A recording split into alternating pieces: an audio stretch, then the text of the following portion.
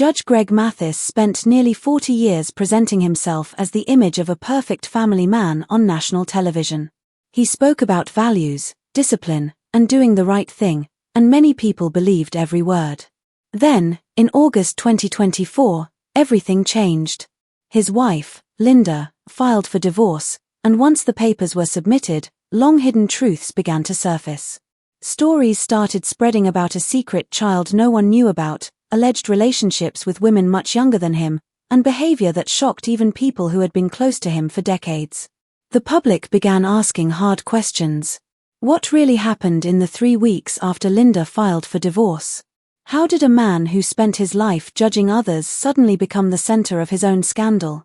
As people looked deeper, they realized the story was far more complicated than it first appeared, and its roots stretched back to a painful childhood that shaped him long before fame and respectability arrived.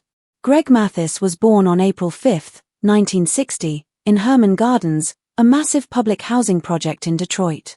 The complex had been built in 1942 on 160 acres of land and was meant to house about 2,500 families. At the time it opened, it was seen as a hopeful solution for war workers who needed affordable homes. But by the time Greg was old enough to remember his surroundings, that sense of hope had faded. The brick buildings were worn down, paint peeled from the walls, and the environment often felt unsafe. His father had left, leaving Greg's mother to raise 4 boys on her own.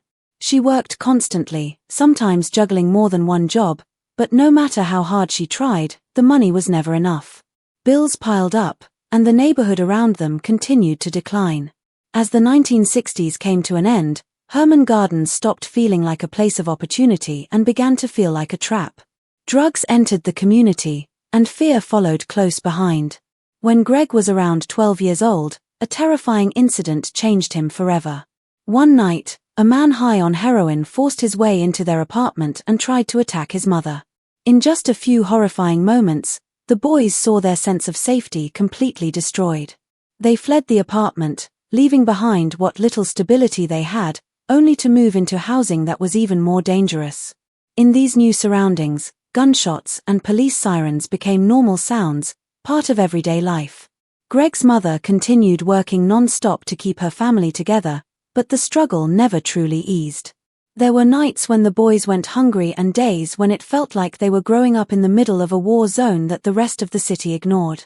Fear, shame, and anger became part of Greg's emotional foundation. Even before he could fully understand it, these experiences were shaping the man he would eventually become. Around the same time, Detroit was seeing an influx of Vietnam War veterans returning home. Many came back deeply scarred and addicted to drugs, especially heroin. That addiction spread through neighborhoods like Herman Gardens. Within just a few years of Greg's birth, the project had become one of the most dangerous areas in the city. By the early 1970s, drug dealers openly sold heroin in the streets, many of them former soldiers. Trust between neighbors disappeared. People stayed inside, locked their doors, and tried to survive quietly. Schools reflected the chaos outside. They became tense, dangerous places where fights were common, gangs claimed territory, and some children even brought guns onto school grounds. Greg did not stay away from this world. Around the age of 10, he began committing small crimes with other boys from the project. They stole groceries and broke into buildings, taking whatever they could. At first, it felt like survival. Over time, it became routine. Violence surrounded him constantly. When Greg was 13, he was shot during a robbery. For many children, that would have been a moment to stop and change. For Greg, growing up in that environment, it felt like proof that he truly belonged to the streets. He saw it as earning respect. By the time he was 15, arrests were becoming common. He was caught for purse snatching and breaking into homes. Trouble followed him everywhere, and it started to feel normal. School could not compete with the chaos of his life. He first attended Herman Gardens Elementary, trying to learn while shouting and fights echoed through the halls.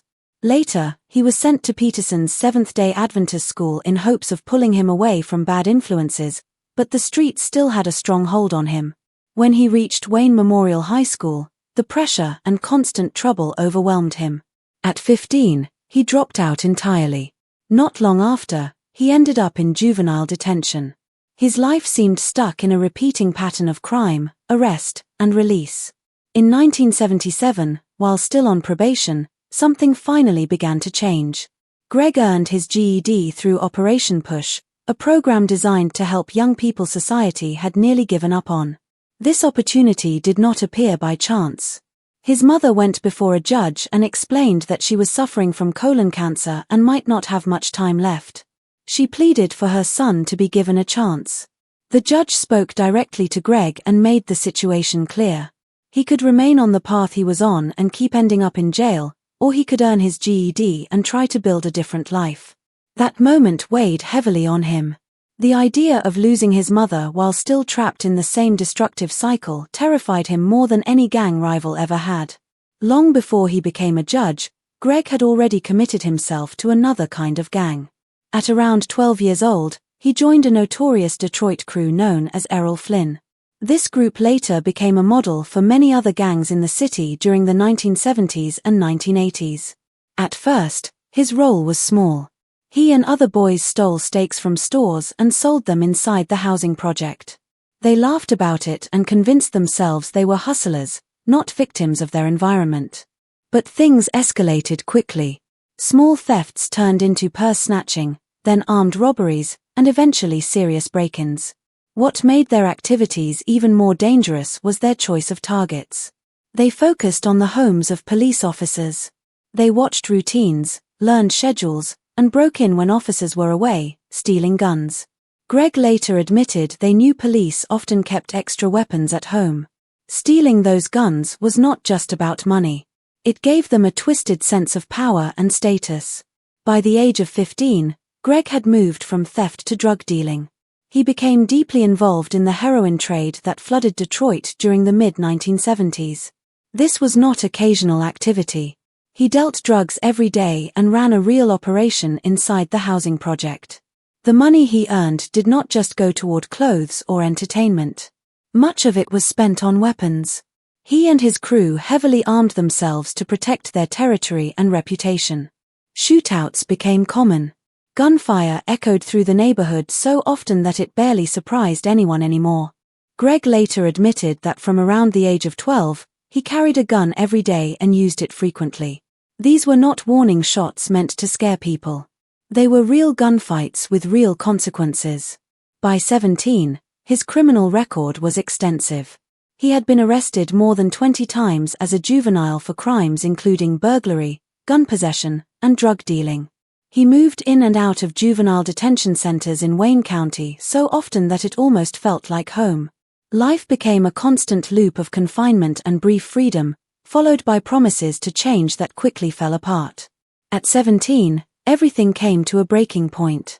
Greg was caught in Detroit carrying a concealed handgun. This time, the justice system treated him as an adult. Because of his long record, prosecutors charged him accordingly, and he was sentenced to 9 months in Wayne County Jail. This was not juvenile detention.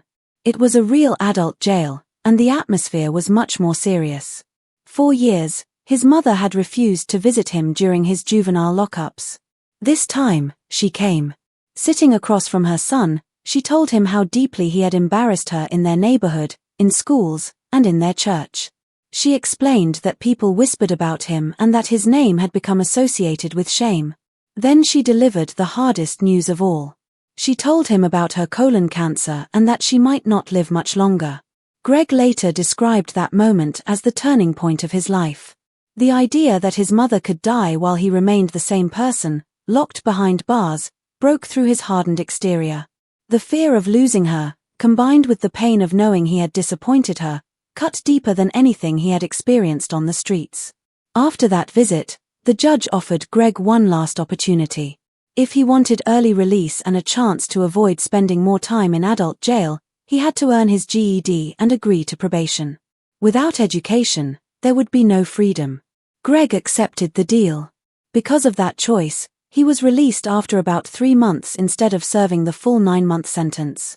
He immediately enrolled in a program like Operation Push and completed his GED while still on probation.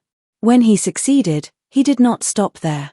About 6 months later, at the age of 18, Greg enrolled at Eastern Michigan University.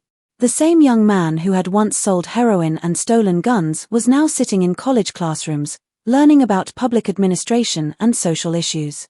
Slowly, his path shifted.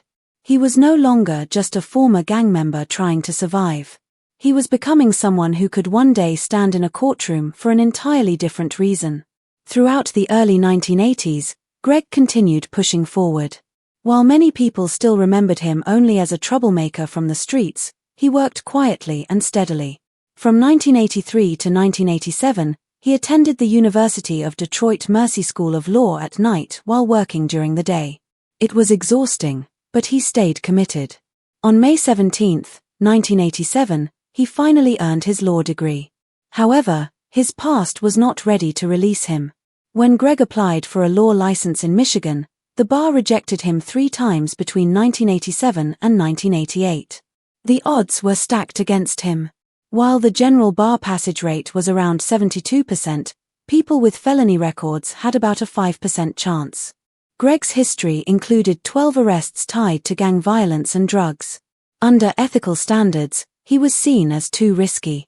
Rejection letters arrived, dated March 5 and June 12, 1987, each reminding him that his past still carried more weight than his efforts to change. He could have given up. Instead, he fought back. On September 15, 1988, Greg took his case directly to the Michigan Supreme Court. He prepared a detailed petition himself and brought 5,000 signatures from people who believed in his transformation. He also submitted affidavits from 200 young people he had mentored, along with support from respected community figures. He wanted the court to see the whole story, not just the crimes, but the man who had returned to his community to repair the damage he once caused. By 1989, Mathis felt ready to take the next step and enter politics. He was only 29 years old, but his life story already carried more weight than most people twice his age. He ran for a seat on the Detroit City Council, standing before the city as someone who had once been a gang member, a prisoner, and a young man written off by society. Now, he presented himself as an activist who believed deeply in change. His campaign focused on police reform, fairness in the justice system, and real opportunities for people living in struggling neighborhoods. Reporters quickly dug into his past, bringing up his arrests and time in jail, but when Mathis spoke, people listened closely. They heard honesty, pain, and hope. He did not win that election, but the campaign left a powerful mark. It forced Detroit to openly talk about police brutality and injustice, and it gave courage to young activists who had never believed their voices mattered. That loss did not stop him. Instead, it became the starting point of his national influence and earned him a permanent seat on the NAACP board. What began as a local political race slowly grew into something much bigger. In 1990, Mathis took another bold and deeply personal step. He founded the Youth Empowerment Program, a project designed to break the cycle of arrest, jail, and re-arrest that trapped so many young men in Detroit. This program was not just an idea on paper. Mathis personally bailed out more than 200 former members of the Errol Flynn gang, the same gang he had once been part of. He gave them a second chance that most people believed they did not deserve. Through strict discipline, job training, education, and one-on-one mentorship, he helped guide them toward a different life. The results spoke for themselves. Participants in the program were 40% more likely to graduate from school and 50% less likely to be unemployed. It quickly became one of the most successful youth rehabilitation programs in the country. Mathis showed that when someone believes in you at your lowest point, it can change everything. 5 years later, in 1995, that belief paid off once again. At 35 years old, Mathis finally passed the bar exam after failing it 3 times before. His criminal record had once seemed like an impossible wall, but he refused to stop trying. That same year, Detroit Mayor Dennis Archer appointed him as an interim judge for Michigan's 36th District Court. The moment was historic. The young man who had once sat in a jail cell was now sitting behind the judge's bench. He became the youngest judge in Michigan's history, and his story of redemption spread far beyond Detroit. His courtroom reflected his life journey. He was firm but fair, strict but compassionate. Every decision he made reminded people that second chances were real and that a city could be rebuilt by believing in its people. Later that same year, Mathis ran for the judgeship in an official election. He won by a landslide, earning 78% of the vote. His campaign slogan was simple but powerful: second chances. It connected deeply with people who had been underestimated or pushed aside. His past as a former inmate gave him credibility in neighborhoods that did not trust the justice system. His rise from a 17-year-old prisoner to a judge at 35 made national headlines. Years earlier, when his law license had been denied, he had appealed directly to the Michigan Supreme Court and won. That victory opened doors for others who came from similar backgrounds. His success sent a clear message to Detroit's young men that their lives did not have to end the way they began. By 1997, Judge Mathis was no longer just talking about change. He was building systems to make it last. He launched Detroit's first veteran court program, focusing on keeping nonviolent offenders out of prison. Instead of punishment alone, he offered purpose and direction. Over time, he diverted more than 1,200 people away from incarceration, replacing jail sentences with job training and employment opportunities. He personally recruited mentors and visited jails every week, speaking directly to inmates about respect, responsibility, and redemption. His methods surprised many people in power, but the results were undeniable. Participants received counseling, job placement, and guidance, and most of them never reoffended. It became clear that empathy could heal wounds that punishment never could. Between 1997 and 1999, his courtroom gained even more attention. Judge Mathis began dismissing nearly 40% of minor drug cases, choosing community service instead of jail time. He believed that the streets did not need more broken lives. They needed transformation.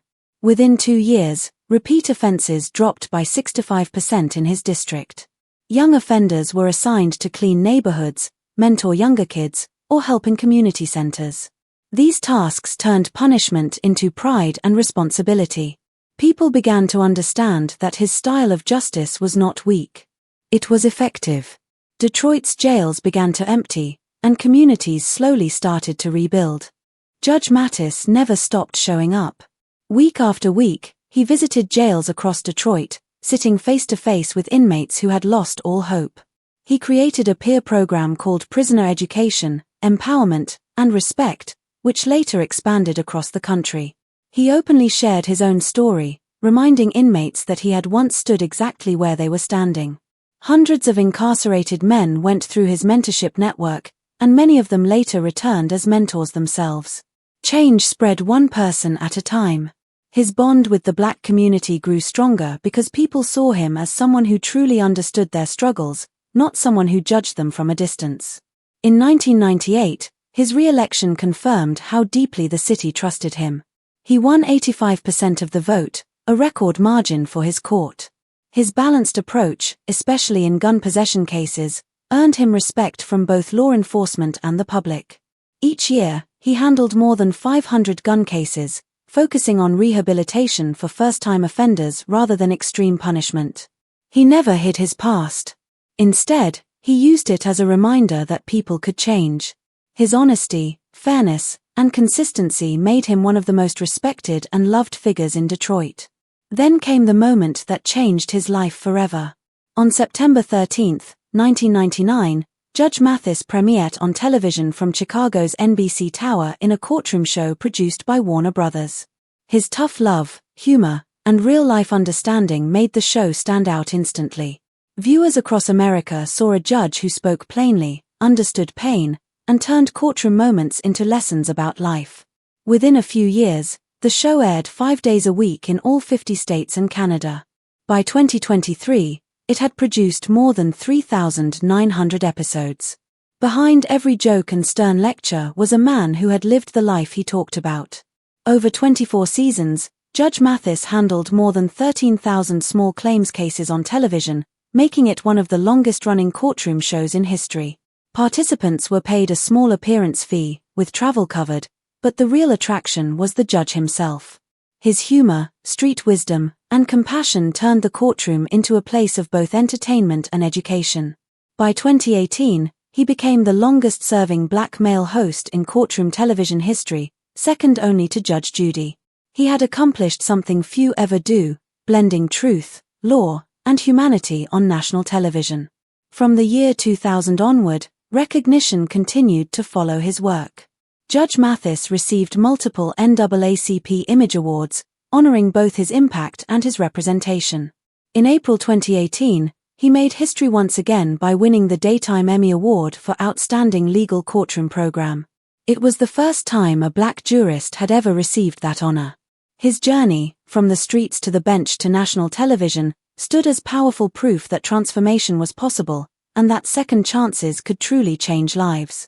During his 20th season on television, Greg accepted another major award with deep gratitude. Standing on stage, he thanked his diverse production team and spoke openly about the need for more inclusion in television. For him, these awards were never just about fame or recognition. They were about impact. They were proof that millions of viewers believed in the message he had spent his life sharing, that second chances were real and that people could change. His show was filmed in front of live audiences, and that energy could always be felt. The courtroom was loud, emotional, and honest. Greg fined fathers who refused to support their children, scolded defendants who showed no effort to improve their lives, and turned simple small claims cases into powerful lessons about responsibility and respect. His sharp humor mixed with emotional honesty created moments that often went viral. Viewers did not just watch him, they felt connected to him. Every episode carried the same belief that guided his own life, that no matter where someone starts, redemption is always possible. Long before the television lights, Greg's personal life had already taken shape. He met Linda Ree while attending Eastern Michigan University. Only months after losing his mother, a loss that deeply shaped him, he married Linda on June 1, 1985. Together, they built a family that would later become one of the most recognizable families on television. They had 4 children. Jade was born in May 1985, Camera in October 1987, Greg Jr. in January 1989, and Amir in July 1990. The children were raised in Detroit in a home built on both discipline and love.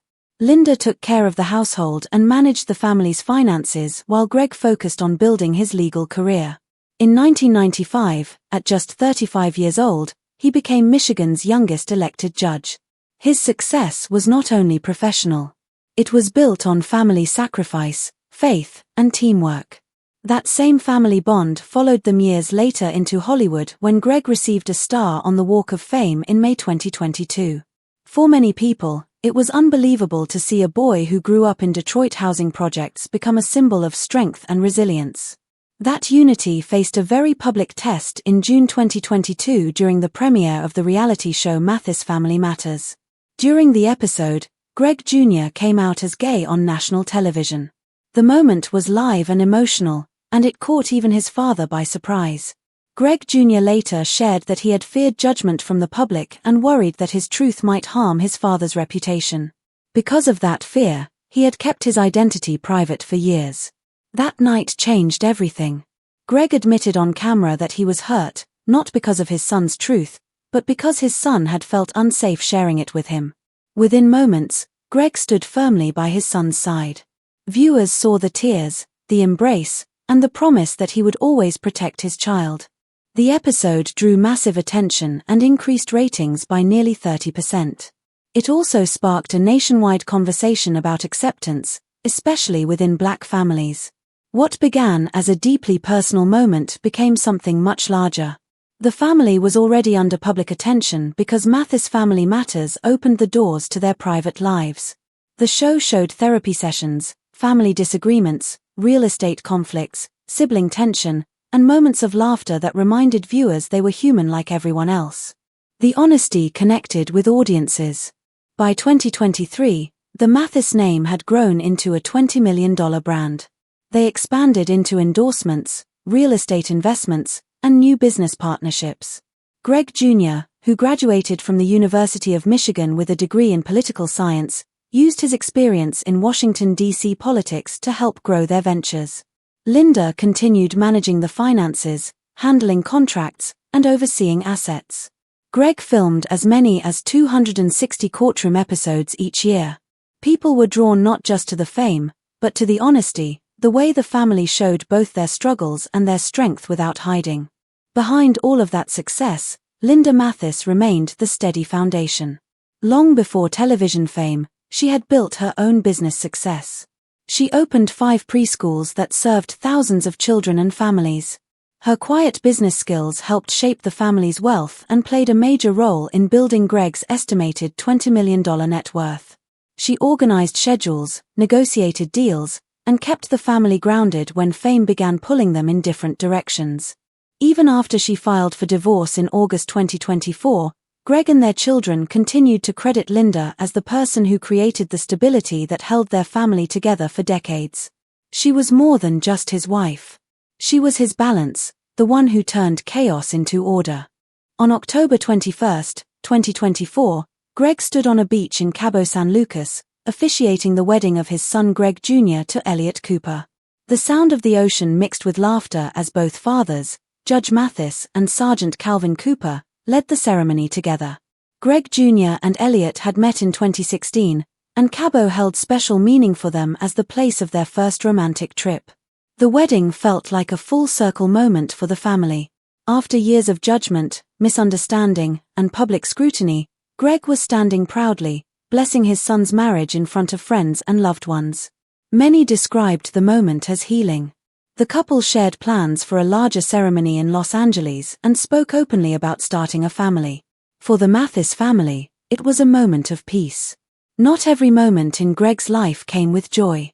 On August 23, 2019, he faced public controversy when a valet accused him of spitting on him outside Flood's Bar and Grill in Detroit. The disagreement reportedly began over missing Rolls-Royce keys and quickly became national news. Greg admitted that he had yelled during the argument but denied spitting. Police investigated, but the accuser later disappeared, and the case was dropped. Years later, in July 2023, another accusation surfaced. A city worker named Ricardo Arosta claimed Greg had threatened him with a gun after the worker's truck blocked the judge's driveway. Arosta said Greg went into his home, returned with a firearm, and made a violent threat. Police investigated but found no solid evidence, and no charges were filed. Greg's attorney stated the claims were false and meant to damage his reputation. Even without charges, the headlines lingered. Then came 2024, a year filled with rumors and public conflicts. Greg publicly clashed with rapper 50 Cent over a film project called The First Lady of BMF, The Tunessa Welsh Story.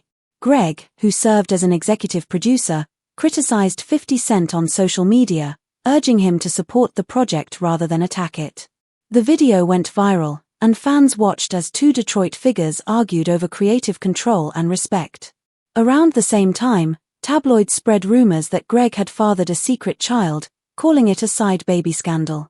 Shortly after, Linda filed for divorce, citing years of emotional neglect. Greg denied the existence of a secret child but admitted he had lost focus on his marriage. The media pushed the story hard, though no evidence ever confirmed the rumor. One of the most painful rumors claimed that Greg's television show ended because of a 911 gun incident. Social media spread false stories about police calls and cancelled contracts. None of it was true. The Judge Mathis show ended after 24 seasons simply because Warner Brothers chose to leave the daytime court show business. The final episode aired on May 25, 2023. It marked the end of an era, not a scandal. Only weeks later, in February 2023, Byron Allen's Allen Media Group offered Greg a new deal. He accepted quickly. His new show, Mathis Court with Judge Mathis, premiered on September 11, 2023. This time, his son Amir joined him as the bailiff, turning the show into a true family project. It became a new chapter focused on legacy and growth. By 2025, the series averaged 2 million viewers each week, proving that his audience had never left him. Even as old accusations resurfaced, fans stayed loyal. They wanted his voice, his passion, and his mix of courtroom authority and Detroit street wisdom. Long before television fame, Greg had already shared his story in his 2002 memoir Inner City Miracle. In the book, he wrote honestly about growing up in Detroit's Herman Gardens, his involvement with the Errol Flynn gang, and the moment a judge gave him one last chance to change. He described working at McDonald's, earning his GED, and pushing his way through law school. The book sold more than 500,000 copies and helped fund youth programs in Detroit, giving kids the same second chance he once needed. That book became the heart of everything he later built. By 2025, Greg found a new rhythm working closely with his son Amir on a podcast called The Mathis Verdict. Together, they broke down high-profile celebrity court cases. One of their most talked-about episodes focused on Sean Diddy Combs' federal trial. Greg spoke bluntly, explaining the RICO charges and how multiple crimes could be connected into one powerful case. Their honest and direct approach made the podcast popular among listeners who wanted real legal insight, not gossip. Then came a moment that reminded everyone Greg was still human. In August 2024, Linda filed for divorce, ending nearly 40 years of marriage. The news spread quickly, and Greg was deeply affected. They lived apart for several weeks and both entered therapy. By October 2025, they appeared together on the Tamron Hall show and revealed they had reconciled after just 3 weeks of separation. Greg compared the pain to losing his mother. Linda shared that therapy helped her learn how to care for herself again. Sitting side by side, holding hands, they admitted their mistakes. Greg spoke directly to men everywhere, warning them not to neglect their wives. Their honesty turned public heartbreak into a story of healing. Greg did not hide from the truth. He admitted publicly that he had an affair and called it an unplanned mistake. Linda confirmed it but explained that the deeper pain came from years of emotional distance, not just betrayal. The scandal was loud, but their reconciliation was louder. They returned to their faith, joined church mentorship programs, and launched a ministry focused on helping young men raised by single mothers. By December 2025, they stood together again, changed but united. Greg promised to live more carefully and used his story to remind the world once again that redemption is always possible.